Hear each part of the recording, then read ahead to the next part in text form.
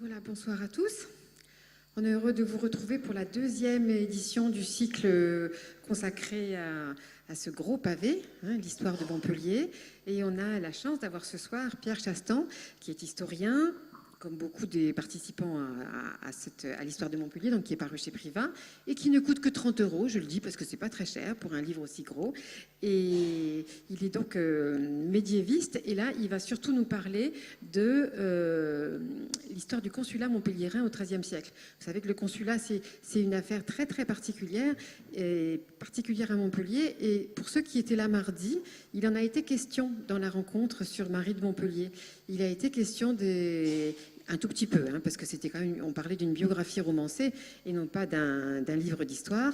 Il a été question de ces consuls de Montpellier, et Monsieur Chastan, qui a un tas de titres universitaires, alors je vais en oublier, je vais lire, il est agrégé d'histoire et professeur d'histoire du Moyen-Âge à l'Université de Versailles 51 en Yvelines, et il a écrit une thèse sur lire, écrire, transcrire le travail des rédacteurs de cartulaires en bas-Languedoc du XIe au XIIIe siècle. Voilà. Mais ce soir, pour l'heure, il va nous parler de la culture et de la politique urbaine et l'histoire du consulat montpelliérain au XIIIe siècle. Alors sa conférence va durer environ 50 minutes à 1 heure à peu près, et après, si vous le souhaitez, vous pourrez acquérir ce gros pavé auprès de moi à l'issue de la conférence. Je vous souhaite une belle conférence. Ben, merci beaucoup. Donc, et puis vous pourrez me poser des questions aussi à la fin de la conférence si vous le souhaitez. Donc effectivement, le thème, je veux d'abord commençons par le début, par remercier les organisateurs, les responsables de la médiathèque pour cette invitation. Effectivement, c'est tout à fait important pour nous, universitaires, qui travaillons parfois uniquement entre nous, quand on est à un certain niveau de spécialisation, de pouvoir rencontrer le public, de gens qui s'intéressent à l'histoire, et de pouvoir rendre compte, effectivement, des travaux savants qu'on fait, et de les mettre à la portée, à la disposition, effectivement, d'un public plus large. Donc je suis tout à fait content d'être là ce soir, d'autant que ça faisait quand même quelques mois que je n'étais pas revenu à Montpellier, et ça me permet aussi de prendre le soleil et de profiter de la vie, de la douceur de la vie montpelliéraine. Donc le thème de la conférence, c'est effectivement, en gros, une conférence qui va vous présenter la vie politique à Montpellier au cours du XIIIe siècle, centrée autour, effectivement, de la naissance et de l'affirmation du consulat montpelliérain, qui est une institution dont vous avez, je pense, entendu parler au moins de manière, pas forcément très précise, mais en tous les cas, au moins de manière un peu générale et globale. Alors, si je suis devant vous ce soir à Montpellier, c'est parce que j'ai beaucoup travaillé, effectivement, sur le midi de la France, depuis assez longtemps. Pour des raisons qui sont des raisons que je ne vais pas vous raconter ici, mais un peu par hasard, j'ai travaillé sur le bas-Languedoc, alors que je suis originaire du Massif central. Et depuis la fin des années 90, j'ai continué à consacrer la plupart de mes travaux à cette région, qui est une sorte de région d'adoption pour moi. Alors, dans un premier temps, en travaillant d'une façon assez générale sur le bas-Languedoc, et puis, à partir des années 2010, en travaillant plus spécifiquement sur Montpellier, qui est devenu vraiment un sujet d'étude important pour moi. Et j'ai écrit donc au début, il y a maintenant 4-5 ans, un livre qui a été publié donc aux publications de la Sorbonne sur l'histoire de Montpellier à travers ses archives, et qui est un livre en fait centré déjà sur en gros un long XIIIe siècle, qui s'intéresse à l'histoire de Montpellier entre les années 1180 et disons les années 1340, 1350, donc un très long XIIIe siècle, mais enfin véritablement ce que le centre effectivement de ce travail était déjà le XIIIe siècle montpelliérain. Et puis j'y ai participé, on m'a fait l'amitié de me confier la rédaction d'un des chapitres de l'histoire de Montpellier, et je me suis chargé donc de rédiger la partie qui concerne le XIIIe siècle montpelliérain, et plus particulièrement l'histoire du consulat au cours de ce XIIIe siècle. Et je vais donc reprendre, en gros, suivre ce que j'ai écrit dans cette histoire de Montpellier, et essayer de vous en faire une présentation qui soit bien entendu adaptée à une conférence. Il ne s'agira pas de lire le chapitre devant vous. Alors, ce qui m'intéresse en premier lieu, c'est d'essayer de vous montrer à travers ce cas montpelliérain que Montpellier d'abord a une histoire un peu particulière, au XIIIe siècle, et que dans cette histoire montpelliéraine du XIIIe siècle, l'élément le plus important, c'est la mise en place d'un nouveau système politique que l'on appelle donc le consulat. Du nom de consul, on reviendra sur ce qu'est un consul dans quelques minutes. Et ce XIIIe siècle montpelliérain, on peut le considérer comme une sorte d'âge d'or de l'histoire politique de la ville de Montpellier. Et j'insisterai donc au cours de cette conférence sur ces deux aspects. Mais j'aimerais aussi, surtout, essayer de vous montrer de quelle manière ces changements politiques, qui sont des changements tout à fait importants au cours du XIIIe siècle, sont liés à un certain nombre d'évolutions culturelles. Et ce que je vais vous montrer pour le XIIIe, enfin essayer de vous montrer, vous me direz à la fin si vous avez été convaincu, ce que je vais essayer de vous montrer pour le XIIIe siècle montpelliérain, je crois que c'est en fait des choses qui sont valables pour d'autres temps et d'autres espaces. On pourrait multiplier effectivement les exemples de ce lien étroit qui unit évolution politique et évolution culturelle dans les sociétés occidentales, mais aussi dans des sociétés plus éloignées des nôtres. Donc, finalement, si l'on essaie quand même de poser quelques jalons chronologiques, puisque quand on fait de l'histoire, on est là aussi pour raconter des histoires, et raconter l'histoire, et donc, par conséquent, suivre une chronologie, on peut dire que le XIIIe siècle montpelliérain s'ouvre avec 3 années, qui sont les années 1204, 1205, 1206, qui sont 3 années qui sont, du point de vue de l'histoire politique et aussi l'histoire culturelle de la ville, qui sont des années décisives. Et donc c'est le titre que j'ai donné à ce premier moment de ma conférence. 3 années qui sont des années décisives et pour lesquelles je vais vous donner un certain nombre d'éléments, je vais vous raconter un certain nombre de choses qui tenteront de vous montrer de quelle manière, effectivement, on a là une rupture dans l'histoire de la ville, dans l'histoire montpelliéraine. Alors, ce qu'il faut peut-être, c'est quand même redonner un peu des éléments de contexte. Et effectivement, on va voir que ces années 1204, 1205, 1206 sont celles de l'instauration du consulat, d'un consulat à Montpellier, mais de ce point de vue-là, l'histoire de Montpellier s'inscrit dans une histoire plus générale à l'échelle de la France et même, on pourrait dire, à l'échelle de l'Europe occidentale. On est dans un moment, effectivement, entre la fin du XIIe siècle et les années 1270, dans un moment qu'on peut qualifier d'âge communal, c'est-à-dire qu'on voit effectivement dans d'autres régions, dans d'autres zones géographiques de l'Occident, on voit effectivement des villes qui accèdent au statut de commune, qui acquièrent donc une autonomie, en tous les cas relative, par rapport au pouvoir seigneurial. Qu'est-ce qu'une commune ? Eh bien, c'est simplement le fait que les seigneurs reconnaissent à une communauté d'habitants urbaine le droit de se gouverner en partie elle-même. Et ces seigneurs octroient donc à ces villes ce que l'on appelle des franchises. Généralement, on parle d'une charte de franchise qui stipule noir sur blanc, par écrit, les parties du pouvoir du seigneur qui sont déléguées à la communauté d'habitants, qui peut donc, par conséquent, les exercer par elle-même et pour elle-même. Alors, dans le Midi, la forme de cet âge communal, la forme la plus courante, effectivement, c'est la mise en place de consulats. On parle de consulats dans le Midi, tout simplement parce que, les personnes qui sont en charge du gouvernement de cette communauté urbaine, on les désigne par le terme de consul, d'où le terme de consulat qui est utilisé pour désigner ce système politique. Alors, qu'est-ce qui caractérise le système du consulat ? Eh bien, c'est le fait que l'exécutif communal est confié à plusieurs personnes, c'est donc un exécutif qui est collégial, et ces personnes, on les désigne donc par ce terme de consul, avec quelques variantes. Vous connaissez par exemple, je pense, les capitouls toulousains qui sont désignés par un terme qui est un terme spécifique.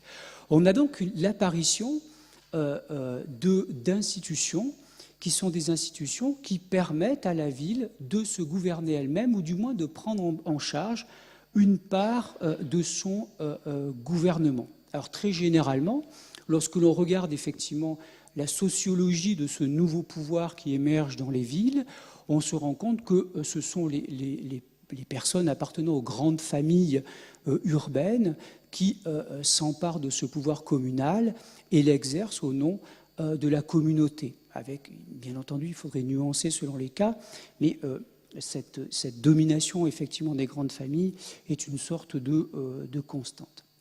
Alors, généralement pour Montpellier, les choses se passent un peu comme partout ailleurs, mais avec quand même des particularités.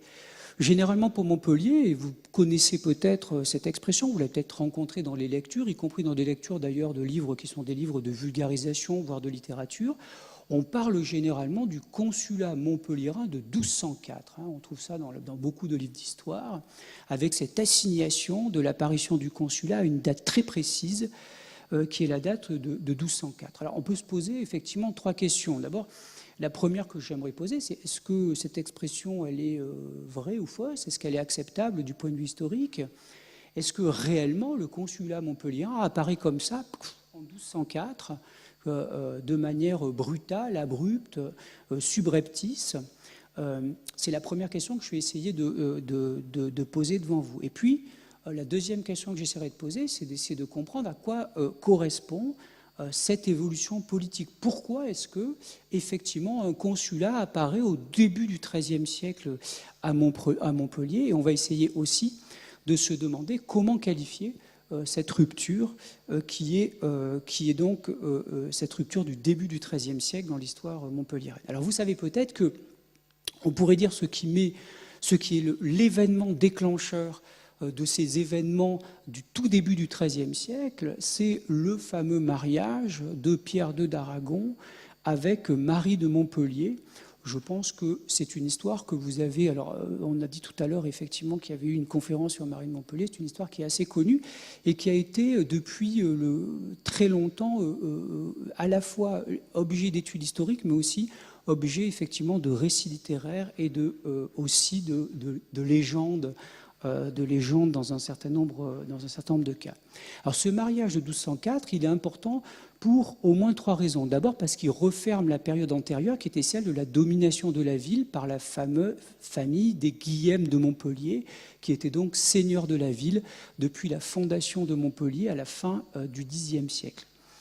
Le deuxième élément important, c'est qu'il ouvre une période de domination aragonaise puis mallorquine sur la ville de Montpellier, puisque, comme son nom l'indique, Pierre d'Aragon est donc roi d'Aragon, et par conséquent, c'est un souverain qui est un souverain méridional par rapport à l'espace montpelliérain. Et cette domination sur la ville, qui fait vraiment de Montpellier une ville assez particulière dans l'histoire de France, elle perdure jusqu'à la mi-XIVe siècle, jusqu'en 1349, le roi d'Aragon puis de Majorque est seigneur de la ville de Montpellier.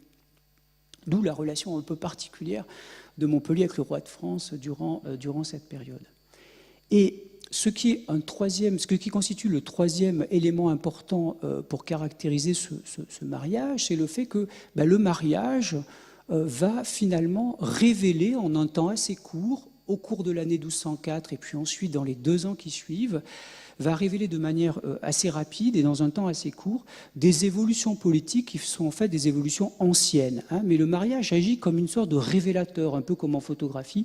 Quand on met la planche contact dans le bain révélateur, on voit tout d'un coup l'image apparaître. On pourrait dire que finalement, ces événements de 1204, parce que le mariage sert de révélateur, est une sorte de révélateur d'évolutions qui sont des évolutions plus anciennes.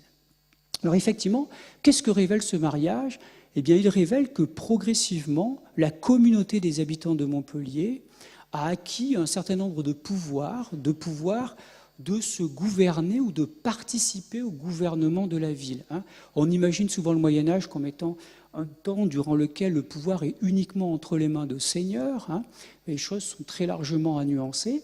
Et ce qu'on peut dire, c'est qu'à Montpellier, dès le XIIe siècle, le pouvoir seigneurial, bien entendu, est tout à fait central dans la gestion de la ville, mais progressivement, les Guillem de Montpellier ont partagé le pouvoir, ou ont délégué plus exactement une partie de leur pouvoir à des représentants de la communauté urbaine, des représentants de la ville. Alors tout ça avait quand même assez mal débuté, puisque On sait effectivement par des documents que en 1141-43, les Montpelliérains essayent d'arracher au seigneur un consulat. On a l'attestation très claire d'une révolte urbaine qui est assez violente, qui est réprimée et qui ne permet pas effectivement à la communauté d'accéder, de s'organiser sous la forme d'un consulat. Donc une sorte de coup d'épée dans l'eau en 1141-43, avec cette première tentative de mise en place d'un consulat, d'un véritable pouvoir de la communauté, qui débouche effectivement sur une répression qui est une répression violente, qui conduit à la restauration du pouvoir seigneurial. Mais en même temps, on ne peut pas dire que ce qui s'est passé en 1141-43 ne sème pas un certain nombre de graines qui germent progressivement, puisqu'effectivement, on constate que dans les décennies qui suivent ce moment de 1141-43, eh bien, on se rend compte que progressivement, le gouvernement de la ville ou certains éléments du gouvernement de la ville sont confiés à des représentants de la communauté. Le seigneur s'entoure de représentants de la communauté pour gouverner Montpellier. Et surtout, on voit dans de très nombreux textes apparaître une affirmation qui est de plus en plus forte, répétée, qui est le fait que le seigneur doit gouverner la ville pour la communauté, c'est-à-dire en faisant en sorte effectivement en faisant en sorte de défendre les intérêts de la communauté.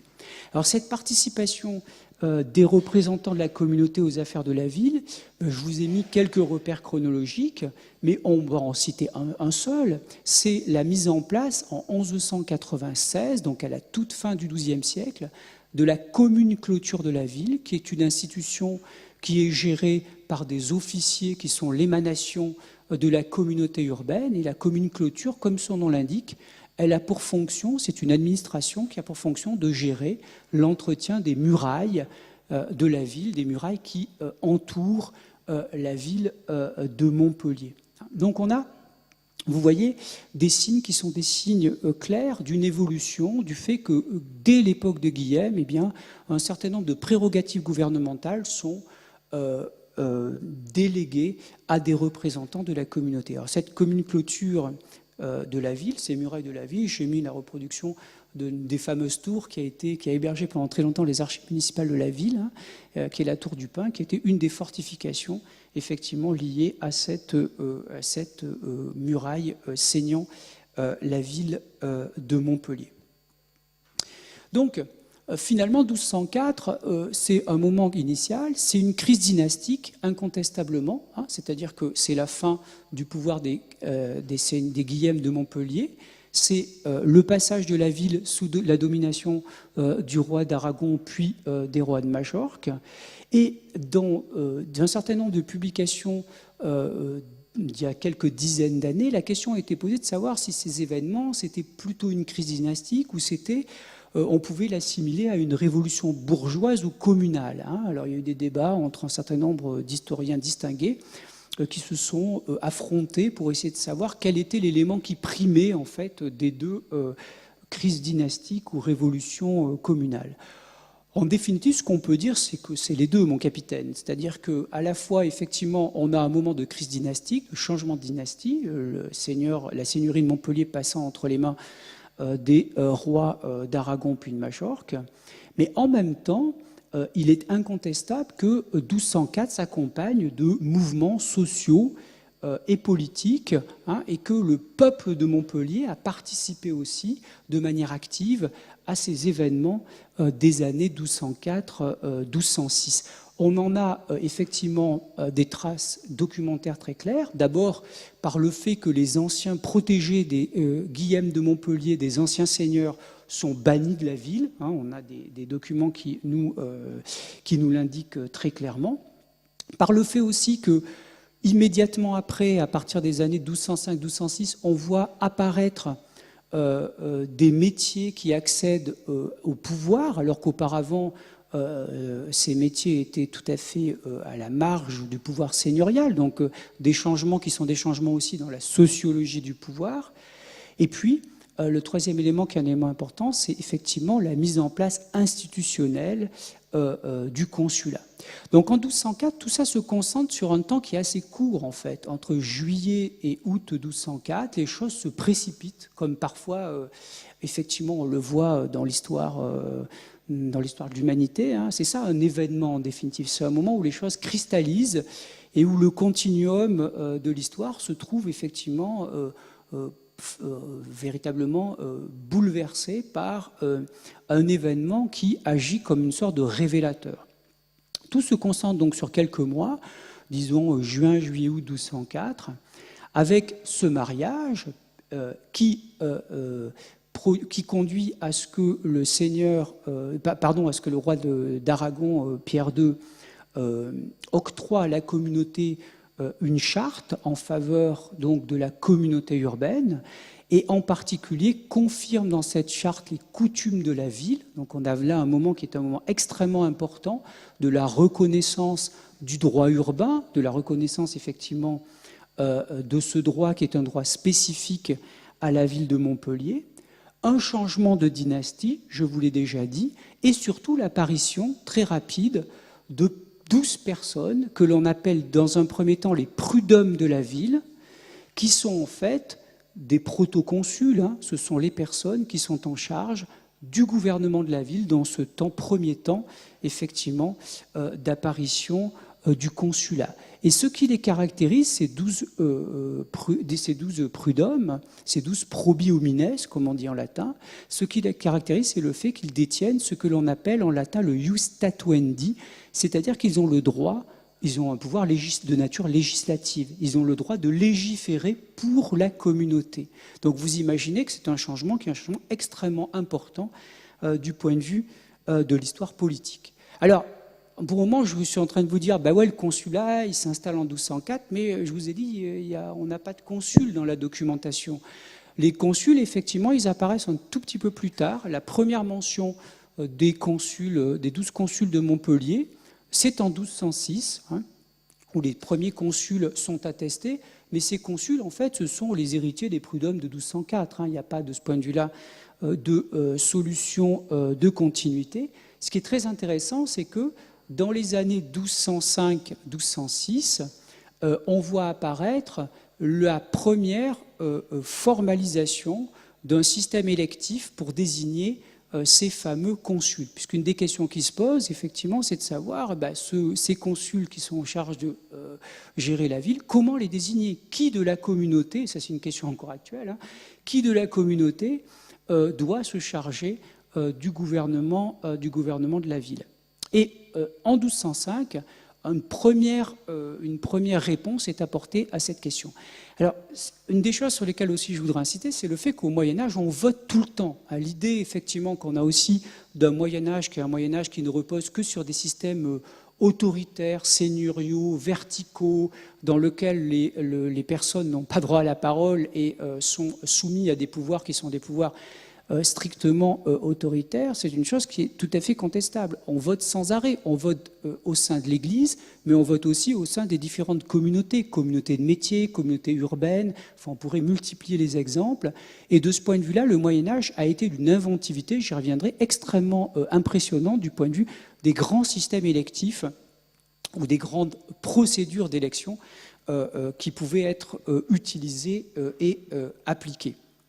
Donc, un premier texte qui règle cette question de comment on désigne les consuls, et ce qui est, je ne vais pas rentrer dans les détails, mais ce qui est central à comprendre, c'est que ce qui est décidé en 1205, c'est que les consuls seront désignés à partir de ce qu'on appelle les échelles de la ville. Alors, je ne sais pas si vous savez ce que sont les échelles de la ville, vous en avez certainement aussi entendu vaguement parler, parce qu'il me semble qu'il y a une rue ou un boulevard qui s'appelle le boulevard des échelles, d'ailleurs dans le quartier Antigone, si je me souviens bien.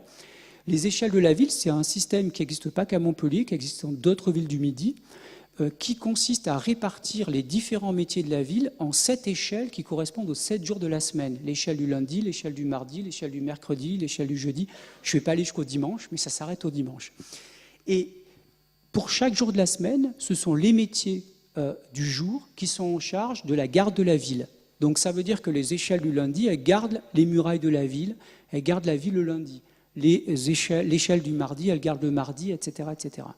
Et ce premier système électif de 1205, en fait, il s'appuie sur le système des échelles. Les consuls sont, par un mécanisme assez complexe sur lequel je ne m'appesantirai pas, les consuls sont une émanation, effectivement, de ces échelles de la ville, échelles qui sont elles-mêmes, finalement, une organisation des métiers.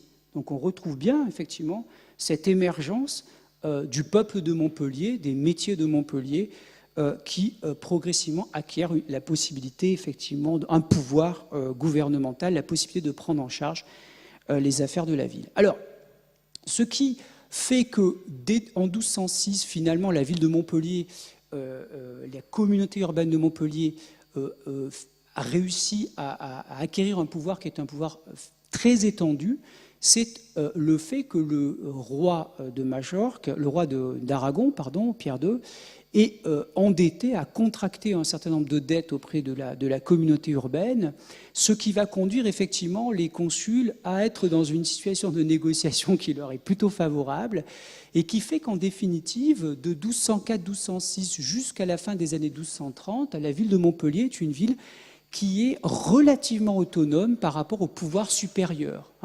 Alors, là, si certains de mes collègues voyaient ça, ils le contesteraient, mais on peut presque dire que pendant une trentaine, une quarantaine d'années, la ville de Montpellier est, du point de vue de son organisation politique, assez comparable aux grandes communes italiennes. Et c'est pour ça que je propose en tous les cas, on pourrait poser la question, en mettant des guillemets, de ce moment qui est un moment d'autonomie qui pourrait conduire à assimiler Montpellier à une sorte de république montpelliéraine, très autonome par rapport aux pouvoirs royaux, aux pouvoirs supérieurs. Alors, tout ça se clôt quand même assez rapidement, mais on pourrait, moi des fois quand je travaillais sur ces dossiers-là, je rêvais effectivement, je me disais mais finalement, parce que les historiens parfois s'autorisent à la fiction, on n'est pas simplement des gens qui travaillent dans les archives et en n'ayant aucune imagination. Donc je me dis mais ça aurait donné quoi finalement Montpellier si Montpellier avait eu un destin à la, je sais pas, à la Milan ou à la Sienne ou à la Florence. On pourrait imaginer effectivement que du point de vue politique et culturel, les choses se soient engagées finalement d'une façon assez différente. Et moi, j'aime bien ces exercices qui sont des exercices de fiction historique. Je trouve ça toujours agréable. Alors, il ne faudra pas trop me poser de questions là-dessus après, parce que je risque de rentrer dans des choses un peu bizarres, mais bon. Bon, le deuxième thème que je voudrais aborder avec vous, c'est finalement d'essayer de comprendre, je vous dis tout à l'heure, l'évolution politique, c'est aussi une évolution culturelle, d'essayer de comprendre donc pourquoi est-ce qu'un consulat apparaît à Montpellier au début du XIIIe siècle. Qu'est-ce qui est à l'origine de ce changement politique dont je pense vous commencez à percevoir l'importance. Et la première réponse que je voudrais apporter à cette question, c'est d'abord de dire que cette évolution politique, elle est inséparable d'évolution sociale et culturelle. On ne comprend rien à ce moment politique si on ne le replace pas dans un contexte social et culturel plus général. Et finalement, la question qu'on se pose, c'est une vieille question de la sociologie française du XIXe siècle. Les sociologues français, au moment de l'invention de la discipline sociologique au XIXe siècle, la question qu'ils ont posée dans des dizaines et des dizaines de livres, c'est de se demander qu'est-ce qui fait qu'une société tient? Et ça, ce n'est pas une question qui est une petite question. Qu'est-ce qui fait effectivement que des groupes humains font société? Qu'est-ce qui fait que vous vous sentez montpelliérain, français, éventuellement européen, ou ayant des affiliations ou des appartenances diverses que vous pourriez effectivement exposer ou dont vous pourriez parler? Et ça, c'est une question qui est une question commune à la sociologie et à l'histoire. Une des questions qu'on peut se poser, c'est effectivement qu'est-ce qui fait communauté? De quoi une communauté urbaine est-elle faite? Et on se rend compte, quand on aborde la question de cette manière-là, que finalement, ce moment du début du XIIIe siècle, c'est un moment de changement tout à fait fondamentaux du point de vue culturel à Montpellier, et qu'on voit apparaître effectivement un certain nombre de choses qui sont des choses nouvelles, qui expliquent que cette communauté politique ait pu se structurer et ait pu donc par conséquent revendiquer et organiser un pouvoir d'autogouvernement, c'est-à-dire la capacité à se gouverner elle-même. Ces changements, en fait, eh bien, ce sont des changements qui expliquent que la communauté existe à la fois, on pourrait dire objectivement, il y a des choses qui font qu'une communauté existe objectivement, le fait d'être soumis au même pouvoir, le fait d'être défini par un certain nombre de frontières, aujourd'hui, une langue, une culture commune, enfin on pourrait multiplier les choses. Et puis, il y a toute une série de choses qui sont liées à des sentiments subjectifs. C'est-à-dire que pour que ça marche, il faut non seulement qu'il y ait des éléments objectifs, mais il faut que les personnes dans leur fort intérieur ressentent subjectivement le fait qu'ils appartiennent à une communauté, qu'ils font communauté, et donc par conséquent qu'ils sont en mesure de revendiquer des droits politiques qui sont des droits liés à cette appartenance communautaire. Alors, je ne vais pas faire de parallèle avec l'actualité récente de l'autre côté de la frontière, mais enfin, vous voyez que c'est des questions qui sont des questions inscrites dans le temps long, et d'une certaine manière, parfois, le Moyen-Âge nous permet de penser ou de repenser à nouveau frais un certain nombre de questions qui sont des questions contemporaines. Alors, je vais aller vite, je vais vous donner deux éléments qui sont des éléments importants.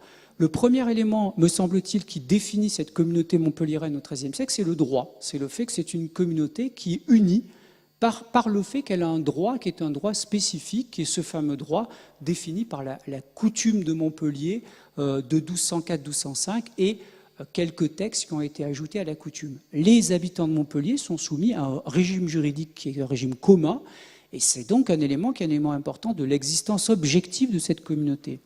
Mais il y a aussi toute une série d'objets culturels produits par la ville et la communauté de Montpellier qui font que cette ville construit progressivement au cours du XIIIe siècle une mémoire commune et donc un sentiment d'appartenance politique et sociale, là aussi partagé entre les différents habitants. Et de ce point de vue-là, ce qui joue un rôle tout à fait central, c'est un certain nombre d'écrits, et je reviendrai effectivement, je vous donnerai quelques exemples dans un instant, et je vous montrerai un certain nombre de manuscrits pour que vous voyez quand même que quand on est médiéviste, on a de la chance de travailler sur des beaux manuscrits.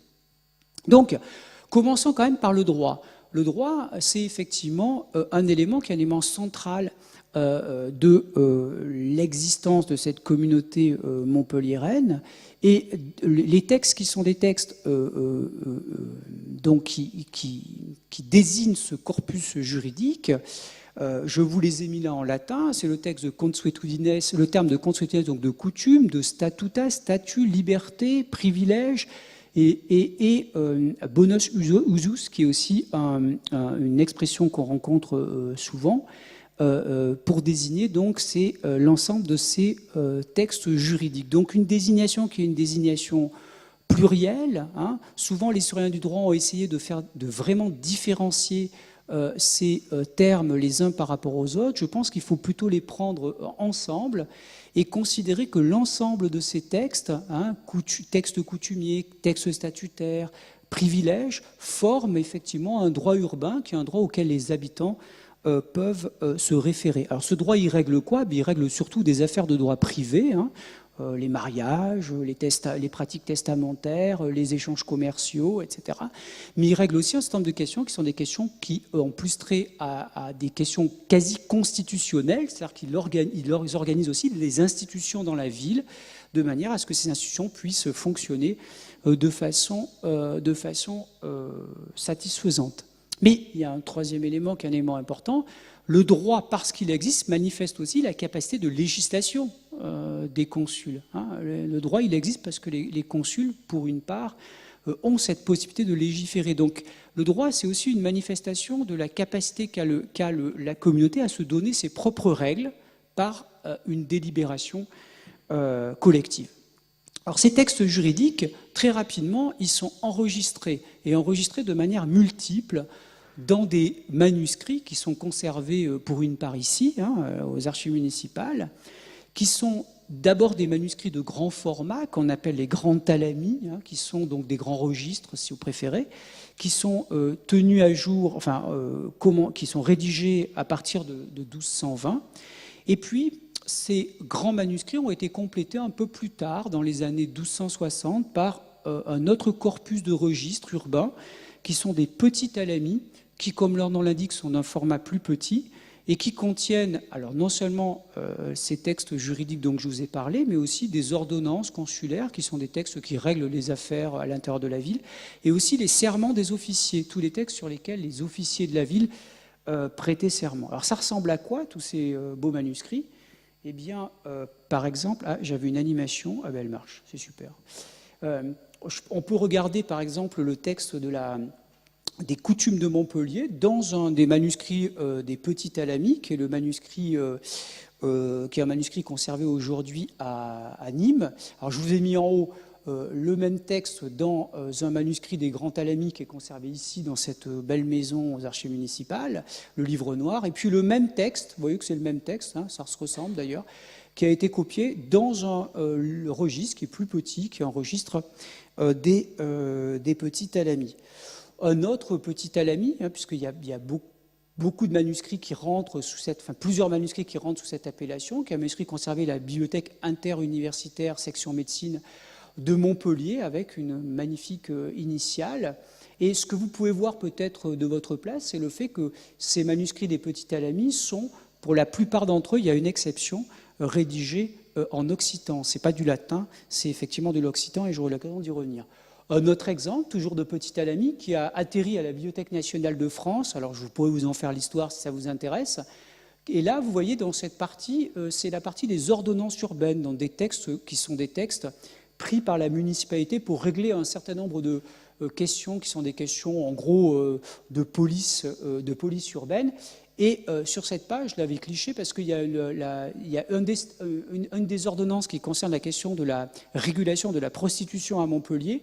Et le scribe, qui était un scribe probablement qui avait des idées, je ne sais pas lesquelles, et je ne veux pas m'apesantir là-dessus, a dessiné dans la marge une prostituée montpelliéraine qui a une tête un peu bizarre. Il n'était pas très doué en dessin, mais en tous les cas, c'est bien une prostituée montpelliéraine qui a été dessinée par le scribe qui a rédigé ce manuscrit. Et puis un autre exemple qui est le très fameux Petit Alamus, qui est le Petit Alamus de Montpellier, qui a été l'objet d'une édition en ligne que je vais vous indiquer dans un instant, qui est conservé également au municipal de Montpellier. Et je voudrais juste attirer votre attention sur le fait qu'on a là effectivement le début des coutumes. Et ce que vous repérez peut-être, c'est que la partie ici, en bas à droite du folio est relativement usée et dégradée. C'est simplement parce que ces livres servaient aussi de livres juratoires. C'est-à-dire que les officiers, quand ils entraient en fonction, prêtaient serment sur les livres. Et on repère souvent, effectivement, sur les premiers folios, en bas à droite du livre, une usure qui indique effectivement que les officiers s'en servaient de livres juratoires. Ce qui vous indique l'importance du droit, hein, comme effectivement, et de ces textes comme étant effectivement des textes sur lesquels, y compris les officiers, s'engagent. Et puis, un dernier exemple de ces manuscrits qui bénéficie de la présence d'un calendrier, qui est un calendrier donc illustré, comme on en trouve dans pas mal de manuscrits médiévaux, qui est conservé à Bruxelles, parce qu'un des responsables de ce fonds, il y a fort longtemps, avait vendu visiblement le manuscrit à un collectionneur belge, donc ça a atterri à la Bibliothèque royale de Belgique.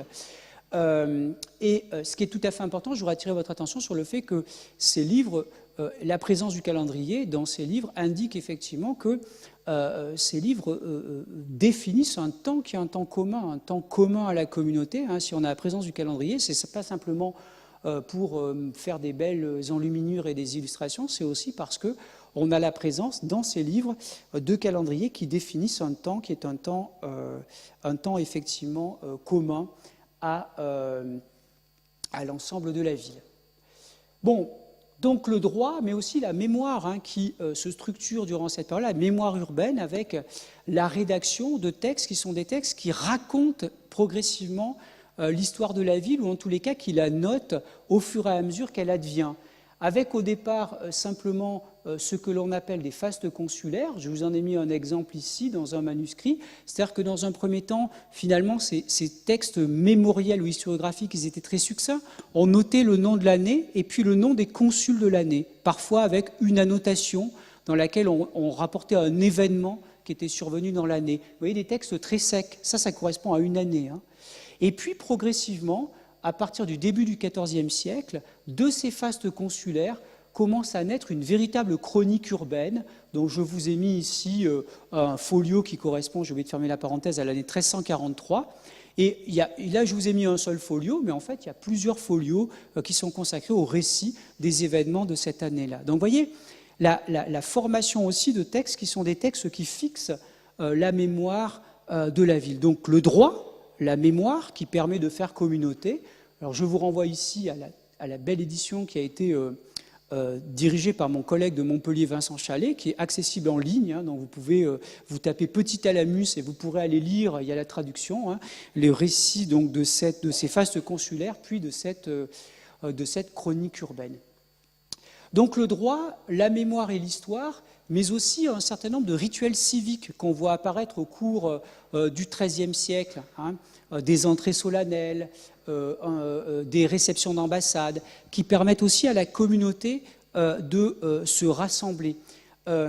La langue, qui est un élément tout à fait important dans l'identité de la ville de Montpellier à partir du XIIIe siècle. Je vous ai montré des manuscrits qui sont des manuscrits rédigés en occitan dès les années 1260. Et on a là un exemple, enfin une situation qui est une situation assez particulière dans l'ensemble du Midi. Hein. La ville de Montpellier passe pour la documentation administrative très tôt à un usage généralisé de l'occitan. Et incontestablement, la langue occitane est un élément important de cette conscience urbaine montpelliéraine, de cette identité urbaine montpelliéraine. Et puis, deux dernières choses, l'omniprésence de la Vierge qui est considérée comme qui est l'objet d'un culte civique et qui est considérée comme étant la protectrice et la conseillère de la ville.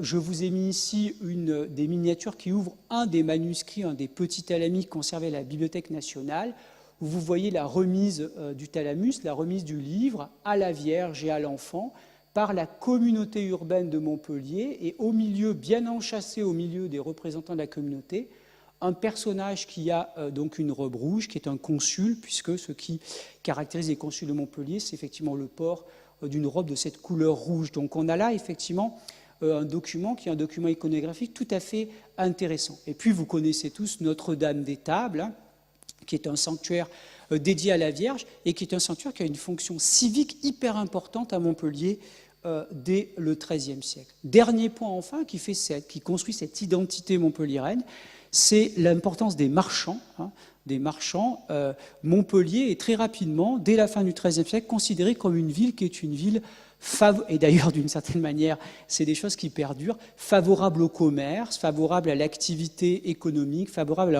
à l'enrichissement des habitants de la ville. On a là un discours qui est un discours aussi qui se structure et qui est un élément constitutif sur le temps long de l'identité montpelliéraine. Bon, le dernier point dans ce panorama du XIIIe siècle, je vais terminer là-dessus, c'est de vous parler un peu quand même des institutions, parce que pour le moment, je vous ai parlé du consulat, mais très rapidement, hop, j'ai dévié et je me suis mis à vous parler de la communauté politique, d'éléments d'histoire culturelle. Je vous ai montré des manuscrits, mais on ne s'est pas intéressé dans le détail jusqu'à présent à cette question qui est une question à proprement parler institutionnelle, c'est-à-dire la manière dont des institutions nouvelles apparaissent, se structurent, se mettent en place.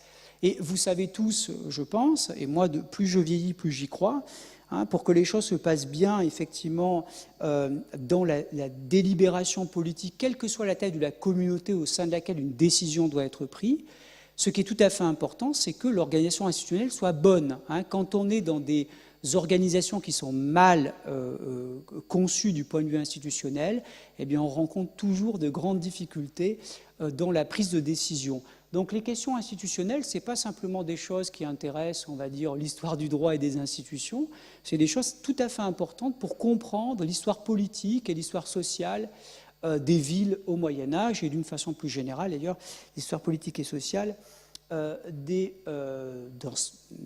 dans d'autres espaces et au cours d'autres périodes.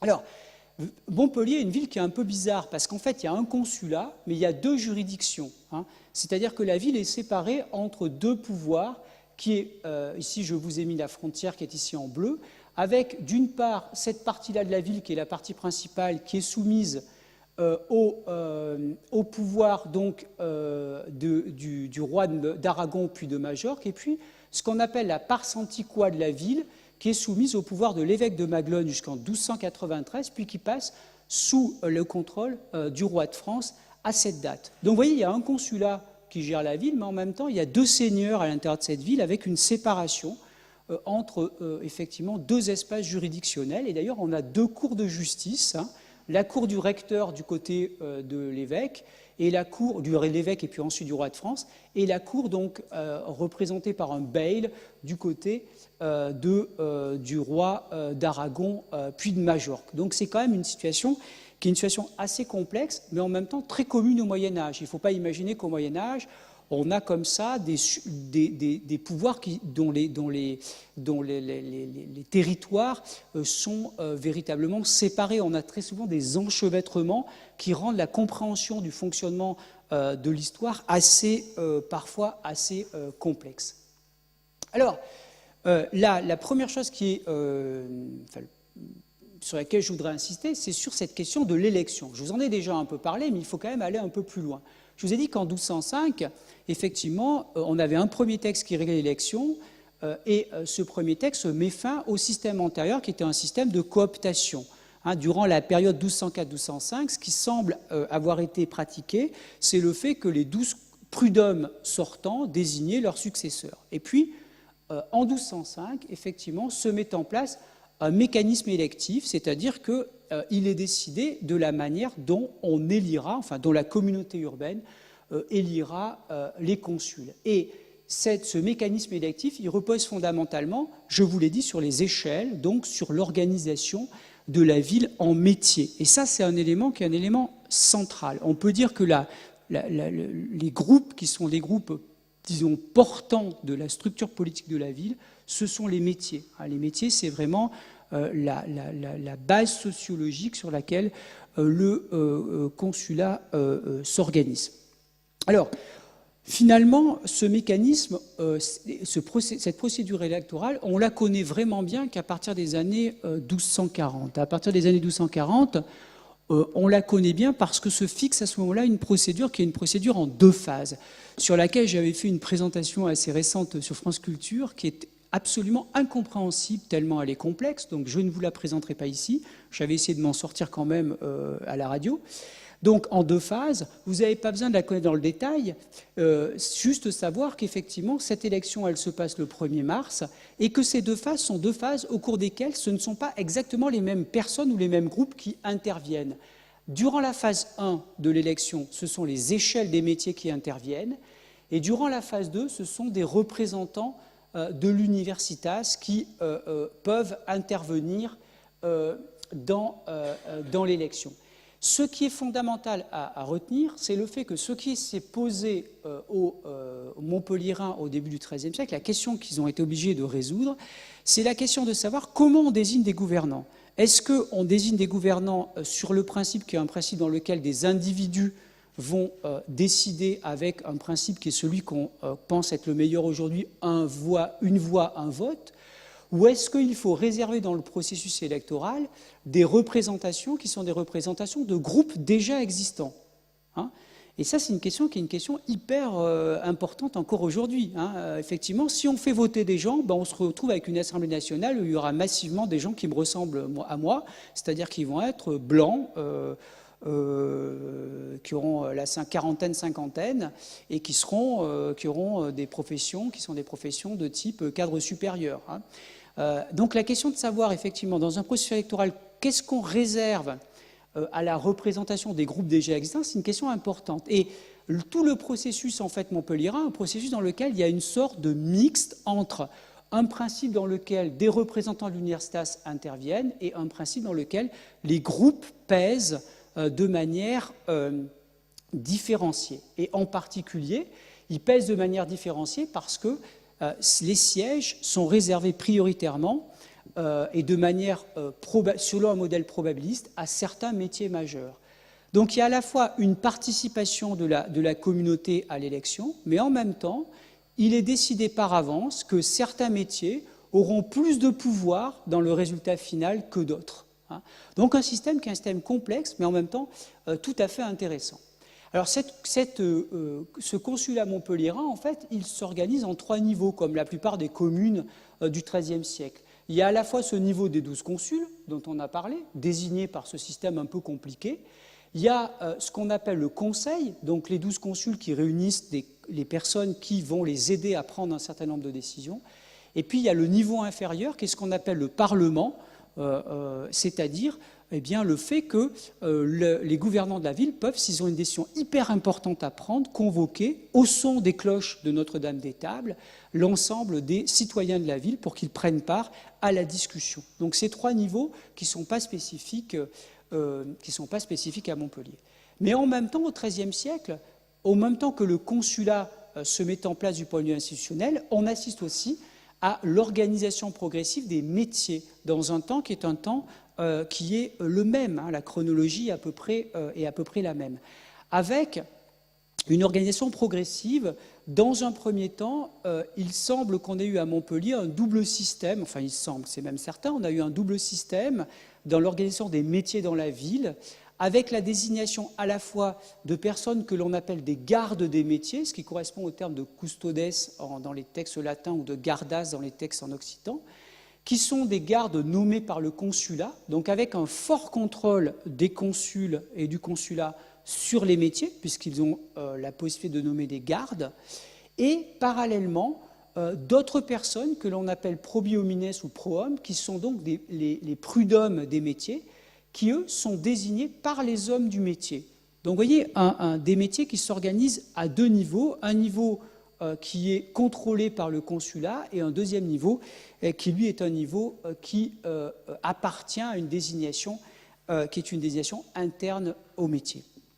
Ce que l'on voit aussi apparaître, et je terminerai là-dessus, ce que l'on voit aussi apparaître, c'est d'autres institutions à l'intérieur donc de cette ville montpelliéraine qui ont en charge des affaires spécifiques. D'abord, on voit apparaître au cours du XIIIe siècle une administration fiscale et financière, ou une proto-administration fiscale et financière, avec la mise en place dès le XIIIe siècle de personnes, 14, qui sont, vous voyez, elles sont elles-mêmes prises dans chaque échelle, donc on retrouve cette importance des échelles, 14 personnes qui ont pour fonction de permettre le prélèvement fiscal dans la ville, c'est-à-dire qu'elles ont pour fonction d'évaluer les richesses des citoyens montpelliérains pour que la ville puisse les taxer.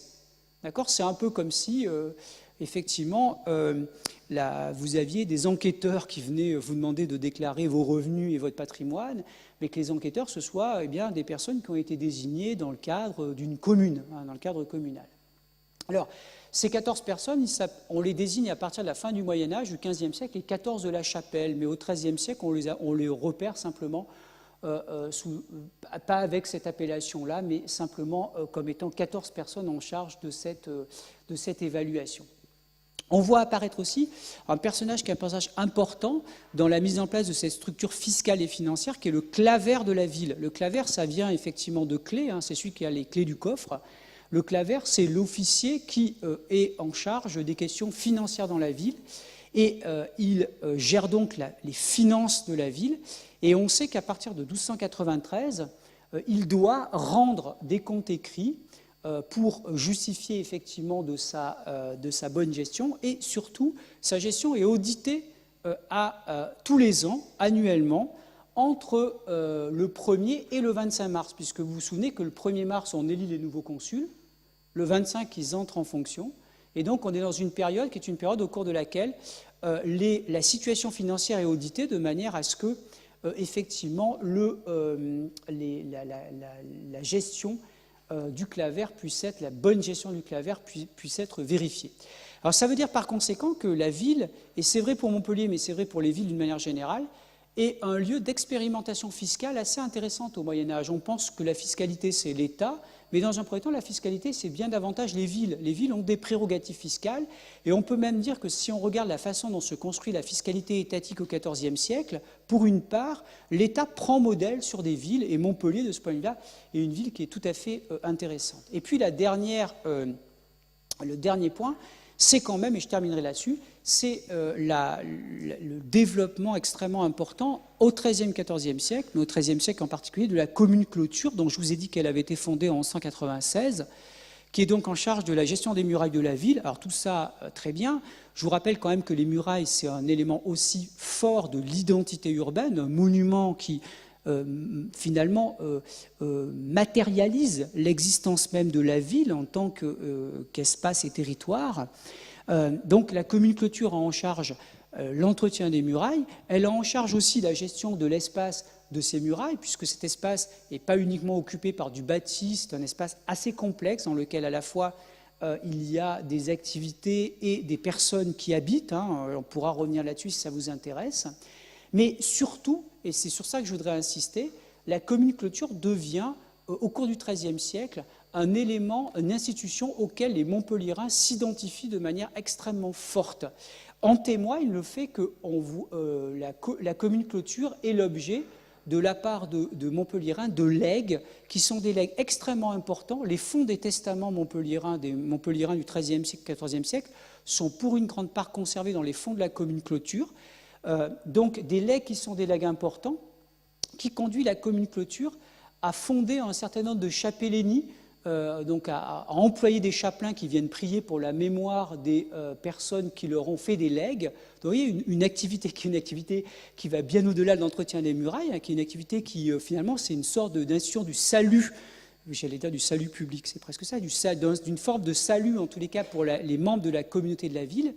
Et on a là, finalement, je terminerai là-dessus, un élément tout à fait important et qui fait certainement une des spécificités de Montpellier, c'est cet attachement très fort à la ville. On peut même d'ailleurs, moi quand j'ai découvert ça, je me suis posé des questions. Ça veut dire quoi que au XIIIe siècle, dans une ville comme Montpellier, des habitants de la ville avaient finalement plus, en tous les cas autant confiance dans une institution urbaine comme la commune clôture pour assurer son salut que dans l'église institutionnelle. On a là effectivement quelque chose qui est tout à fait intéressant et qui nous mettrait certainement sur la piste, effectivement, mais je ne l'emprunterai pas aujourd'hui, qui est celle du lien entre l'émergence de ces formes de pouvoir nouvelles comme le consulat montpelliérain et une forme de laïcisation de la société qui, effectivement, dont les premiers signes apparaissent dans cette chronologie du XIIIe et du XIVe siècle. Je crois que j'ai un peu dépassé mon temps, mais j'espère que je n'ai pas été trop long.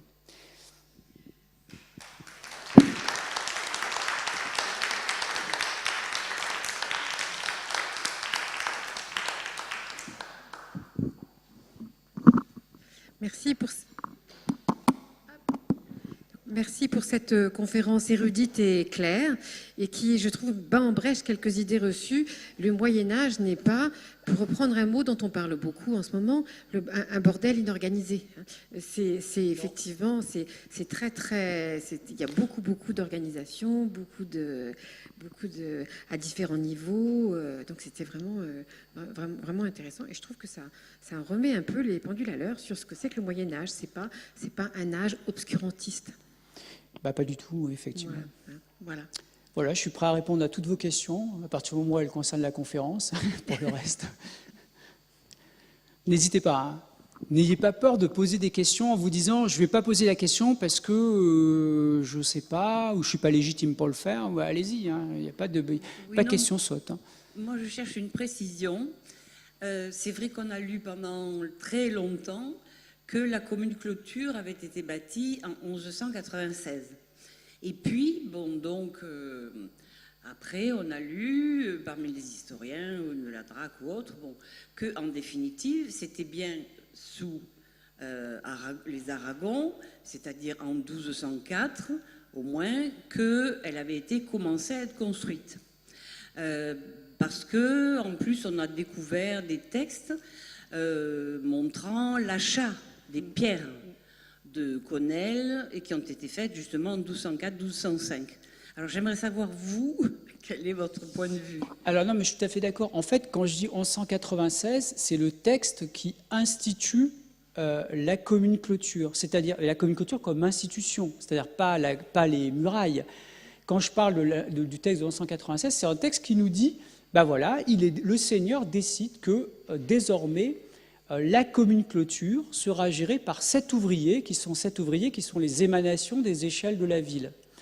Il est clair que dans un premier temps, la fonction des ouvriers, ça a été de collecter des fonds pour être en capacité de construire les fortifications. Donc le décalage chronologique est tout à fait logique, c'est-à-dire que ce qu'il faut comprendre, c'est que la commune clôture, dans un premier temps, c'est l'institution qui a permis de récolter les fonds pour construire les fortifications de la ville, pour permettre de la reconstruction des murs. Et dans un deuxième temps, cette commune clôture, elle a eu pour fonction d'en assurer l'entretien. Donc quand je dis 1196, c'est la mise en place de l'institution. Et on a depuis 1196 des ouvriers annuellement désignés, puisque c'est des charges annuelles, hein. On l'a vu pour les consuls, mais c'est vrai aussi pour les ouvriers de la commune clôture.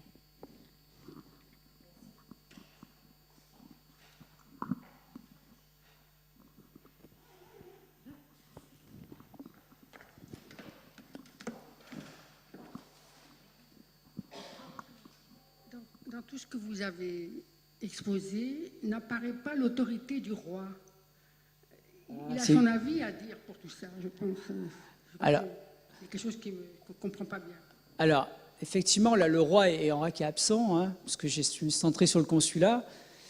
En fait, le roi, il est donc le roi de France jusqu'en 1293, il a un rôle qui est pas central. Le roi d'Aragon et de Majorque, jusque dans les années 1230-1235, en fait, le roi est extrêmement absent. Il est peu présent. Sa tutelle sur Montpellier est très faible. D'ailleurs, je ne sais pas si vous avez déjà regardé l'autobiographie de Jacques Ier, qui est en fait un texte assez extraordinaire qui a été traduit à la librairie du Traboucaire. Tiens, je vais faire de la publicité pour les librairies perpignanaises aussi. Il y a une traduction assez récente qui permet à tout un chacun, effectivement, de lire ce texte. Donc on a pour Jacques Ier un texte assez étonnant qui est une autobiographie royale, ce qui est en fait assez rare, et particulièrement pour la période. Enfin, je ferme là la parenthèse. Et en fait, quand on regarde le début du règne de Jacques Ier, on se rend compte qu'en fait, il est occupé en Catalogne à des affaires féodales. Ce qui règle, en fait, c'est la question de l'insoumission des barons. Et moi, quand j'ai commencé à travailler sur Montpellier, je me suis dit, mais c'est génial, on a une autobiographie du roi. Qu'est-ce que le roi nous dit des affaires montpelliéraines? En fait, il nous dit quasiment rien. C'est-à-dire que Montpellier, c'est vraiment un espace, effectivement, dont il ne se préoccupe pas vraiment. Alors, les choses changent à partir des années 1230-1240, avec un retour plus fort de la présence du roi d'Aragon puis de Majorque. Ça, c'est absolument certain. Le roi, il pèse par le fait qu'il a un lieutenant qui le représente à Montpellier. J'en ai pas parlé, mais effectivement, soit quand il n'est pas à Montpellier, il a un lieutenant qui le représente, et donc ce pouvoir seigneurial est exercé par celui qui tient lieu, comme son nom l'indique, qu'il a à la place du roi. Et la deuxième chose sur laquelle je n'ai pas tellement insisté, parce que je me concentrais sur le XIIIe siècle, c'est cette histoire, qui est une histoire qui commence à la fin du XIIIe siècle, l'histoire de l'accroissement progressif de la présence du roi de France, qui se fait par le biais, dans un premier temps, par le biais de l'acquisition de la partie anciennement épiscopale de la ville en 1293, et qui conduira en 1349 au fait que le roi de France, en fait, affirme sa tutelle sur Montpellier. Donc là, on a, de ce point de vue-là, une date qui est une date extrêmement importante. Mais cette histoire de l'accroissement de la présence du roi de France, elle commence dans les années 1290, et elle devient vraiment quelque chose qui est perceptible dans l'histoire de la ville de Montpellier dans les années 1320-1330. Donc on est un peu au-delà de ma chronologie. Donc oui, je n'ai pas trop parlé de la présence du roi, mais au début du consulat, le roi est peu présent. Ensuite, il l'est, mais quand même avec une grande la ville conserve une grande autonomie. Et cette emprise du roi de France, elle est quand même un peu postérieure au XIIIe siècle. C'est entre 1290 et 1350 que les choses se produisent. Je ne sais pas si j'ai répondu à votre question. Oui. Je ne sais pas si la dame a entendu ce que... il demandait s'il il avait bien répondu à votre question sur la non-évocation du roi. C'est assez drôle que ça rentre vraiment en résonance avec la rencontre. Je ne sais pas si certains d'entre vous étaient là mardi. La rencontre de mardi dernier, on a parlé d'une biographie de Marie de Montpellier qui n'avait rien. Mais c'est étonnant la concomitance des deux. Et on a quand même parlé de la Magna Carta et des choses comme ça. C'est assez drôle. Oui, j'aimerais savoir s'il y a eu. Enfin, si vous pouvez donner la spécificité de Montpellier par rapport à d'autres villes qui ont été des consuls, qui ont eu des consuls. Aussi, moi j'habitais Strasbourg par exemple. Je me suis rendu compte qu'il y en a eu pas mal. Alors, est-ce que Montpellier était plus riche, plus développé? Je pense que c'est compliqué de mener des comparaisons tous azimuts. En fait, je pense que moi, je dirais qu'il y a deux éléments qui sont des éléments en tous les cas qui moi me paraissent particulièrement intéressants quand on fait effectivement de la comparaison de l'évolution politique des villes durant cette période-là. Il y a la question qui a été posée, qui est celle du rapport au pouvoir supérieur, effectivement. Dans quelle mesure les villes bénéficient d'une autonomie et cette autonomie, est-ce qu'elle est large? Est-ce qu'elle est finalement pas si importante que ça et les pouvoirs supérieurs pèsent beaucoup? De ce point de vue-là, Montpellier a une histoire qui est spécifique, qui est dû au fait que, effectivement, à ce mariage de 1204 et au fait que, pour le roi d'Aragon et de Majorque, Montpellier, bon, à la fois c'était important, mais le territoire du roi de Majorque à partir de la fin du XIIIe siècle, c'est absolument gigantesque, c'est un empire méditerranéen. Donc Montpellier à l'intérieur, c'était important, mais c'était pas non plus un élément qui était un élément absolument central. Donc il y a cette première question, et il y a une deuxième chose qui me paraît importante, qui est la question des formes d'inventivité à la fois politique et culturelle. De ce point de vue-là, bien sûr, si on compare Montpellier à, je ne sais pas moi, alors le cas de Strasbourg, je ne le connais pas très bien, mais si on compare Montpellier à Toulouse, on aura deux cas qui sont deux cas assez facilement comparables. Si on le compare à des grandes communes italiennes, là, effectivement, du point de vue même des réalisations culturelles, bien sûr, il n'y a rien de comparable, il n'y a pas de fresque du bon gouvernement sur les murs d'un palais municipal à Montpellier. Donc on a des réalisations culturelles qui sont effectivement pas tout à fait comparables, mais moi je suis très attaché au fait d'essayer, même si effectivement ça passe par des formes qui sont des formes moins prestigieuses d'invention culturelle et d'invention politique, d'essayer véritablement de les identifier, de les cerner, de les étudier. Parce que effectivement, ce que l'histoire de l'art nous a appris, c'est que la fresque de Lorenzetti du Palais de Sienne, c'est un chef-d'œuvre de la peinture du Moyen Âge, certes, mais en même temps, pour un historien, c'est très important aussi de regarder ces manuscrits montpelliérains, de regarder certaines enluminures de près et de se dire que peut-être effectivement, dans l'histoire de l'art, les objets que je vous propose, ils ont une importance moindre, mais que dans une histoire politique et finalement des dynamiques politiques du XIIIe siècle et culturelles, eh ben, c'est quand même des documents qui sont des documents précieux et importants. Et de ce point de vue-là, la chronique de Montpellier est une chronique qui est extrêmement précoce. Enfin, je veux dire, le passage aussi à l'occitan est un passage précoce. Enfin, on a aussi des éléments qui sont des éléments spécifiques et qui font de Montpellier un laboratoire politique et culturel qui est quand même relativement important. Mais je n'ai pas comparé avec Strasbourg, ça ne vous a pas échappé. Mais si on compare avec Marseille, par exemple, Marseille n'a jamais eu... a eu, pour une période plus courte, une autonomie aussi importante. Donc, je pense que la question de l'autonomie, la question de la capacité à s'autogouverner, de la dynamique de ces gouvernements, c'est un point de comparaison vraiment important. D'autres questions? N'hésitez pas. Oui.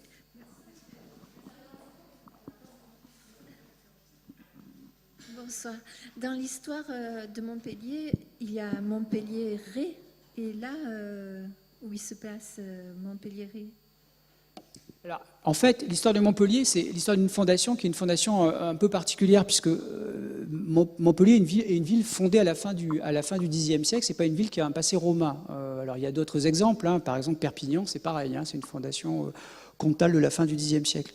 Au moment, dans les textes dont on dispose, qui sont des textes effectivement racontant, alors il y a à la fois une charte et puis il y a une tradition postérieure qui est assez difficile à interpréter. Mais dans ces textes qui effectivement nous racontent cette fondation, on a effectivement une entité qui dès le départ est une entité double. Et cette entité double, en fait, c'est ce qui explique ce que je vous ai montré, c'est-à-dire la double juridiction sur la ville, puisqu'on a à la fois d'un côté une partie du territoire qui est entre les mains des fameux Guillaume de Montpellier, et on a une autre partie qui reste sous la domination directe de l'évêque de Maglone. Avec le fait, je ne vous ai pas raconté ça parce que c'est pas forcément central, avec le fait qu'au cours du XIe, XIIe siècle, Guillaume de Montpellier rend hommage à l'évêque de Maglone pour la partie de Montpellier qu'il détient. D'accord ? Donc il y a un rapport féodal entre les deux.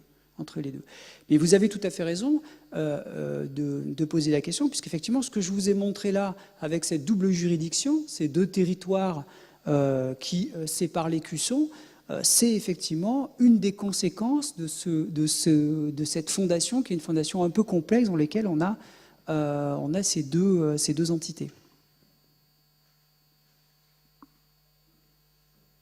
Vous parlez de Marie de Montpellier, si vous voulez. C'était il n'y a pas longtemps. La pauvre. C'était mardi. Oui, la pauvre. Ouais, la pauvre.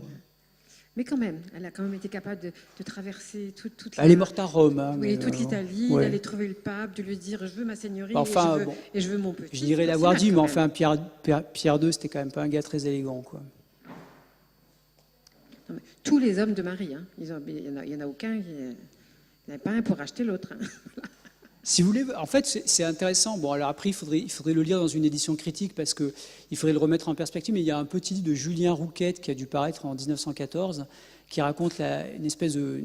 Alors, Julien Rouquette, c'est à la fois un historien sérieux, mais dans son livre sur Marie de Montpellier, il y a plein d'éléments qui sont des éléments à moitié légendaires. Et c'est très intéressant de voir de quelle manière l'histoire de Marie de Montpellier, puisque dans un premier temps, au moment du mariage, elle a amené Montpellier en dot, hein, puis c'était l'héritière des Guillaume. Et ce qui était conclu dans le contrat de mariage, c'est le fait que Pierre II ne devait pas pouvoir la répudier. Or, bien entendu, dès l'année suivante, il a essayé de la répudier.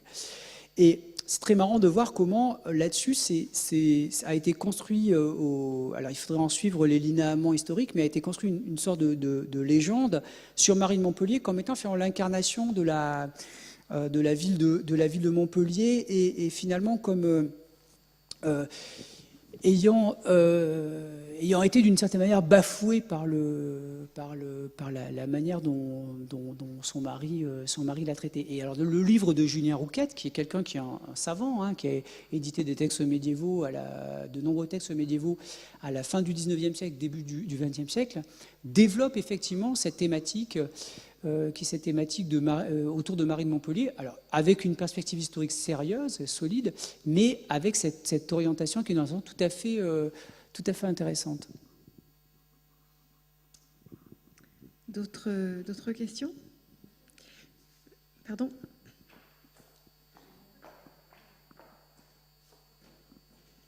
Oui, il me semble qu'il y a une loge des consuls à Perpignan, à Barcelone, à Valence, en Espagne.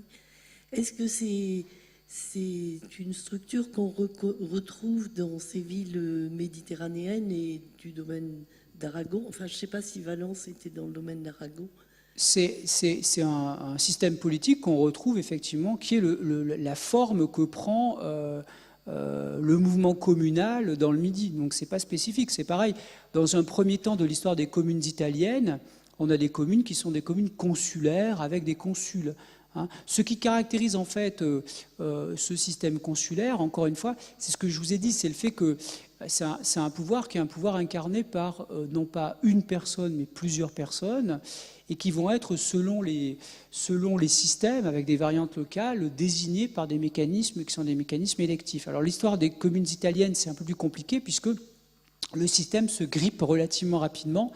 C'est-à-dire que les conflits politiques sont tellement denses dans ces communes italiennes du XIIe siècle que très rapidement se met en place un système qu'on appelle du podesta, je ne sais pas si vous en avez entendu parler, qui est le fait en fait de faire appel à un officier qui est un officier extérieur à la ville pour gérer les affaires de la ville. C'est une sorte de technocrate. Il y a un marché du podesta en Italie, c'est assez marrant. Les gars, ils circulent de ville en ville, ils ont une fonction annuelle. Avec l'idée sous-jacente étant de dire que quand on essaie de se mettre d'accord pour désigner des consuls, on est à un tel niveau de conflictualité, y compris violente dans les villes italiennes, qu'on n'y arrive pas. Et donc, il est peut-être nécessaire d'externaliser la chose et de dire, bon, on n'arrive pas à se mettre d'accord parce qu'on a des intérêts qui sont des intérêts trop divergents, on va faire appel à quelqu'un qui est extérieur à la ville de manière à neutraliser, à essayer dans la mesure du possible de neutraliser ces oppositions violentes.